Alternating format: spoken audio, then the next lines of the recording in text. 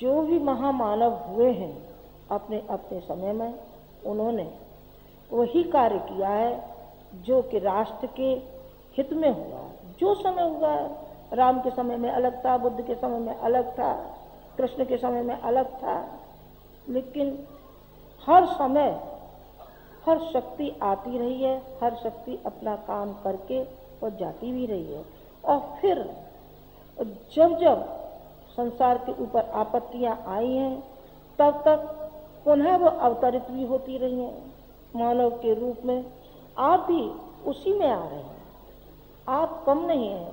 आप अपनी शक्ति के बारे में यदि विचार करें और गंभीरता से सोचें तो आपको ये मालूम पड़ेगा कि हमें अपार शक्ति है, इतनी शक्ति है कि हम चाहे जो कुछ कर गुजर सकते हैं, चाहे जो कर गुजर सकते हैं।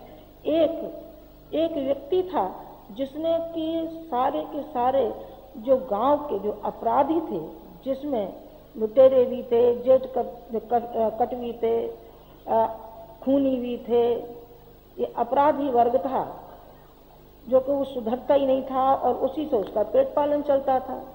एक जिससे कहना चाहिए महामानव, मानव नहीं महामानव, अब वो चल पड़ा। उसने कहा, देखा, उसने कहा कि यहाँ तो घोर अराजकता विराजमान है, जिससे देखो वही कोई शराब के नशे में धुत पड़ा है, कोई कत्ल कर रहा है, कोई क्या कर रहा है, कोई क्या कर रहा है। उन्होंने कहा क्या करना चाहिए? उन्होंने कहा इन्हीं के बीच में चलना चाहिए, इन्हीं के बीच में चलना चाहिए। और वो पहुंच गया तो लोग हंसेंगे ही। गुरुजी के बारे में भी ऐसे ही हंसे थे।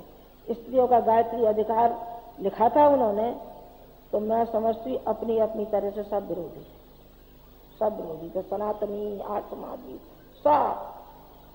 पर जैसे मछली अपना रास्ता बनाती है और समुद्र में छरछराती हुई चली जाती है, इसी तरीके से अपना रास्ता आप बनाए।